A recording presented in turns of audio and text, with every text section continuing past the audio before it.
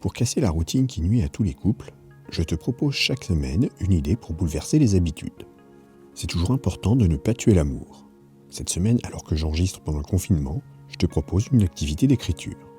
Je t'explique juste cela après la présentation de la chaîne. Bonjour à toi, tu es bien sûr Harmonie Décor. Cette chaîne est particulièrement destinée à ceux et celles qui ne seraient pas complètement satisfaits de leur sexualité ou de celle de leur couple et qui voudraient en apprendre un peu plus. Je t'invite donc à t'abonner à cette chaîne, mais également à la newsletter du site harmoniedécor.fr, harmoniedécor.fr. Elle te permettra de recevoir chaque semaine des compléments inédits aux articles du vendredi. Puisque le confinement dure encore et encore, je ne vais donc pas te proposer une activité en extérieur. Ce sera quelque chose à faire pour occuper tes journées que tu dois donc passer en couple. Je t'invite à écrire en couple une fiction érotique chacun de votre côté. Chacun devra donc mettre son ou sa partenaire en scène dans une histoire fictive, mais qui devra avoir obligatoirement son lot d'érotisme. Bien sûr, il sera possible aussi d'y inclure du suspense ou encore de l'humour, etc. Donc, tu prends ta plus belle plume et du papier si tu préfères l'écrire à la main, ou alors tu pourras aussi taper son histoire sur un matériel informatique. Tu peux même utiliser ton téléphone pour le faire, même si, c'est une certitude, ce n'est pas le plus pratique. Voici quelques aides pour réaliser ce défi si tu as du mal à commencer. D'abord, je te conseille de définir un lieu où débutera l'action.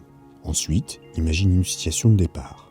Il est important de décrire le lieu, le contexte, pour qu'ensuite les faits et gestes des personnages que tu vas introduire dans ton récit soient réalistes. Tu verras, si au départ cela te semble difficile, plus tu vas commencer à écrire phrase après phrase et plus les idées vont venir et ainsi de suite. Je recommande d'écrire au moins 1000 mots. C'est très court, tu t'en rendras compte. Et peut-être il t'en faudra beaucoup plus. Tu auras toute la journée pour le faire. Dans ce récit, tu pourras imaginer toutes les scènes possibles, sans tabou aucun, puisque c'est une fiction.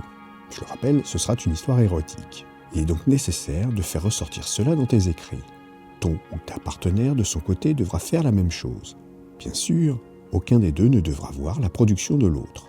La découverte de la production de chacun sera dévoilée plus tard dans la soirée. Un dernier conseil pour réussir.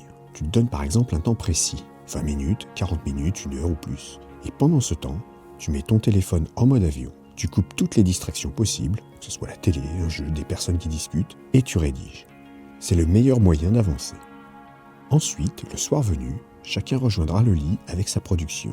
Tu viendras te blottir contre ton ou ta partenaire, et à tour de rôle, chacun lira à l'autre en y mettant le ton, si tu y arrives, pour donner encore plus d'ampleur au récit. Il est fort probable que ces petites histoires vous émoustillent fortement. Tu pourras donc, pendant la lecture, caresser le corps de ton ou ta partenaire.